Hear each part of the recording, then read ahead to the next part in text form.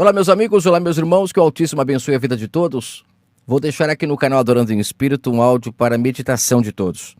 No capítulo 12 de Provérbios, no verso 21 mais exatamente, está escrito o seguinte: nenhuma desgraça sobrevém ao justo, mas os ímpios ficam cheios de males o tempo todo. Bíblia, versão Almeida atualizada. Olha que interessante. No áudio 402, eu coloquei por título: se nós geramos frutos, é porque somos árvores. Nos alimentamos uns dos outros constantemente. Você que ouviu o áudio conseguiu entender bem a mensagem de que nós estamos o tempo todo gerando frutos, ou da carne ou do espírito. Quando nós geramos um fruto, as pessoas comem este fruto de nós.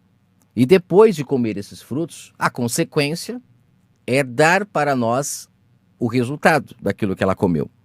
Então, de acordo com o livro de Provérbios, esta declaração está mais do que clara e óbvia, de que, de fato, tudo o que nós colhemos, de fato, é o que nós plantamos, e o justo não sofre males. Por quê? Porque o próprio nome diz: a pessoa é justa, faz o que é certo, faz o que é correto. Então, por consequentemente, ela não vai ter resultados maus, né? Então, a pessoa que é injusta é o contrário. Ela é injusta, ela mente, ela engana, ela atrai. Ou seja, ela gera frutos onde as pessoas que vão comer vão dar para ela o resultado daquilo que ela gerou.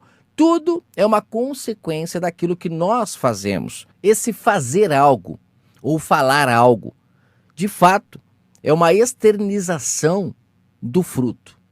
O fruto que em nós, né, está, nós vamos externar para as pessoas comer. E quando elas comem através de atitudes, através de palavras, as pessoas, por consequentemente, vão nos retribuir de acordo com aquilo que ela está comendo em nós. É engraçado falar que as pessoas comem o fruto em nós de acordo com o que nós falamos ou fazemos algo. Isso é algo interessante para se meditar. Por quê? Porque quando nós falamos algo, com certeza nós estamos ali gerando um fruto através das nossas palavras. Mas as nossas ações também geram frutos. Por quê? Porque o cérebro de uma pessoa, ele se alimenta de palavras, mas também se alimenta do que ele vê, né? Porque a visão, ela também é a boca do nosso cérebro. O olho é ele que leva para dentro do cérebro aquilo que está acontecendo do lado de fora. Ao mesmo tempo que o ouvido também é a boca. Então, não só o ouvido é a porta do templo, que é o nosso entendimento, mas também o nosso olho. E isso, ao mesmo tempo que é simples, é revelador, porque a gente começa a entender como funciona essa questão do que acontece do lado de fora, entra para dentro de nós, e o que nós vamos gerar depois de ter comido os frutos, porque tudo que entra é consequência do fruto que nós comemos de cada ser humano que nós encontramos pela nossa vida. Então, tudo que entra, nós vamos ali mastigar, o nosso cérebro vai processar, e isso vai se externizar. Isso se externizando de forma boa, vamos colher frutos bons a cada momento. Mas se isso se externizar de forma má, vamos colher também as consequências de tudo isso. O problema é, quem está no controle para que tudo corra bem? Será que o nosso eu não está embriagado, muitas das vezes, não percebendo essas coisas? Porque é isso que a Babilônia faz. Ela faz com que o nosso racional ele não consiga perceber as coisas. Então a gente começa a culpar os outros, a gente começa a achar que nós não somos culpados pelo que está acontecendo, e com isso se gera muitos filhos bastardos, filhos que são gerados fora do casamento, pessoas que não são racionais o suficiente para conseguir entender como funciona a lei da vida, como funciona esse processo que o Pai criou, lindo e maravilhoso, entre o físico e o espiritual. Então, quando nós estamos no controle da situação, de forma racional, a gente consegue perceber aonde está o erro, o que está acontecendo, o que a gente pode fazer para melhorar, porque a gente vai saber colocar cada peça no seu local para que não sejamos pegos de surpresa. Só que aí tem um detalhe muito grande, que é o que eu quero falar agora para finalizar. Se a gente parar para analisar, o ímpio, ele sempre coloca a culpa nos outros quando ele faz alguma coisa errada. Por isso que ele está sempre cheio de males. Porque quando ele não reconhece os seus erros, consequentemente ele vai continuar praticando seus erros e o mal sempre vai estar perseguindo esta pessoa. E o ímpio é o quê? Uma pessoa que é impiedosa. Ela age na injustiça o tempo todo. Então, para o ímpio, ficar doente é o diabo, né? Aí a pessoa que é justa, ela já pensa ao contrário.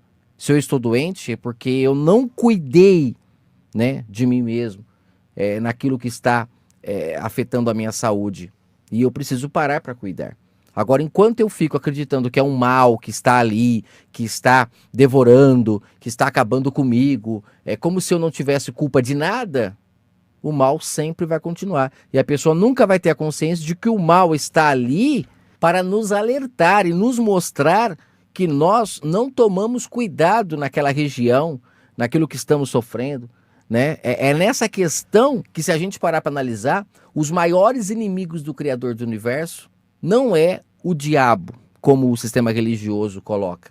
O maior inimigo do Criador do Universo são, de fato, essas pessoas que aceitaram serem fermentadas pelo engano e que tiram da mente das pessoas o poder de raciocinar. Elas começam agora a serem guias, mestres, tutores das pessoas, e as pessoas não raciocinam mais. É por isso que o Messias disse que o Pai colocará debaixo dos seus pés os seus inimigos. E esses inimigos não é o diabo, são pessoas que deturparam toda a mensagem do Pai e que faz com que as pessoas não tenham consciência daquilo que é certo e daquilo que é errado. É por isso que o Messias ele veio dizendo para as pessoas voltarem a ouvir a voz do Espírito Santo e abandonarem esses homens, porque quando você abandona eles e volta a ouvir a voz do Pai em você, você vai ter uma compreensão melhor de como funciona o mundo espiritual, o mundo carnal, e você vai poder administrar isso, porque está nas nossas mãos administrar. Mas homens maus se apoderaram da vinha e roubam para eles a glória. As pessoas agora ficam dependentes desses homens e não conseguem mais ouvir a voz do Pai em si. Eles colocaram a voz do Pai como voz da consciência, né? Tiraram o poder do Pai sobre a vida das pessoas, colocaram misticismo nas coisas do eterno, e as pessoas não conseguem mais entender o lógico, o básico da vida. Então, os inimigos do Criador do Universo são aqueles que mataram os profetas, cujo ele fala em Marcos 12, são aqueles que mataram o seu filho, porque vieram alertar as pessoas e falar: vocês estão embriagados com as palavras desses homens, com o engano desses homens que ficam manipulando vocês, ficam usando a palavra do Pai, porque eles mesmos não têm palavra do Pai em si. Então eles usam a palavra de um livro que está escrito para manipular as pessoas e fazer as pessoas caminharem sem raciocínio, porque enquanto estão sem raciocínio, esses homens conseguem fazer fortunas em cima dessas pessoas. São os mercadores da fé. Então, voltando ao que eu estava falando, o ímpio, tudo que acontece de mal na vida dele é culpa do diabo, é culpa de alguém, né? Mas por que ele pensa assim? Porque ele está ludibriado, ele está bêbado com o vinho da Babilônia e não consegue perceber que este inimigo que ele coloca como sendo o diabo, na verdade é quem o embebedou, este inimigo. Porque na verdade o diabo em si, a função dele é vir e dar a paga daquilo que a pessoa plantou. Ela escolheu o caminho da maldição, ela vai colher as pagas daquilo que ela escolheu. Ela gerou o fruto da ira, ela gerou o fruto do ódio, do rancor, da inveja. As pessoas comeram, então as pessoas vão retribuir agora. E a pessoa vai sofrer, e ela acredita que é o diabo. E nisso o mal não sai. Aí eu vejo muitos líderes religiosos que tentam expulsar o mal dizendo sai, sai, sai, como disse a irmã Terezinha. Mas na verdade não é assim que se expulsa o mal. O mal se expulsa quando a pessoa adquire a consciência, o raciocínio, ela toma o controle da sua vida, da sua situação, e ela começa agora a agir de forma diferente, gerar novos frutos, e aí ela vai com certeza começar a ter outro tipo de colheita, e aí tudo vai voltando ao normal. Então, para o ímpio, ficou doente, aconteceu algum problema, é o diabo. Para o justo, é falta de cuidado consigo mesmo, é falta de prestar atenção, é falta de fazer as coisas da maneira correta. Então, o justo, por isso que lá em Provérbios fala, nenhuma desgraça lhe sobrevém, porque ele está no controle da situação. Para o ímpio, a mulher lhe traiu, é o diabo. O filho foi embora, o filho não quer saber da pessoa, é o diabo. Para o justo, não. É falta de dar amor, porque flor que é regada não murcha. A natureza está aí para nos ensinar. Então o justo, ele compreende que se ele não regar, se ele não cuidar, se ele não passear, se ele não fizer um carinho, uma hora a flor vai murchar. E essa flor é o filho, é a filha que se vai, que não quer mais saber da pessoa, porque a pessoa nunca plantou, nunca regou, nunca fez por onde merecer o retorno daquilo. Então assim, a pessoa ela tá tão sem raciocínio que ela acha que ela não precisa fazer nada e que as pessoas vão dar o retorno para ela. Não, nós somos árvores. As pessoas comem do nosso fruto. E se o nosso fruto não tiver sabor, ela não volta mais para comer. E o pior, e se não tivermos fruto para dar? Aí é que as pessoas não voltarão nunca mais para comer de nós. Então precisamos sempre ter frutos gostosos para as pessoas saborearem. Para o ímpio, quando se é roubado, né, é o diabo. Como eu já vi muitos vídeos na internet falando, olha o que o diabo fez, aí mostra uma cena da pessoa sendo roubada, como se fosse o diabo que está ali roubando. Isso é o ímpio, é a mentalidade de um ímpio. Para o justo, a pessoa entende, como o Tiago fala no capítulo 1, que quando nós provocamos a cobiça em alguém, a ambição, nós somos tão culpados ou até mais culpados do que aquele que nos roubou. Porque ele só nos roubou, porque nós demos brecha, nós fizemos por onde, a gente que provocou nele a ambição, é um relógio caro, é uma roupa cara, é um carro caro, é uma moto cara. Tudo isso provocou na pessoa a ambição ao ponto de ela chegar e nos roubar. Ou seja, nós geramos os frutos que aquela pessoa gosta de comer, e ela veio e comeu, e depois ela é culpada? Sim, ela tem culpa porque ela comeu, mas nós é que geramos os frutos, por isso a pessoa veio e comeu. Então, se nós entendermos a lógica do mundo espiritual, tudo fica mais perfeito de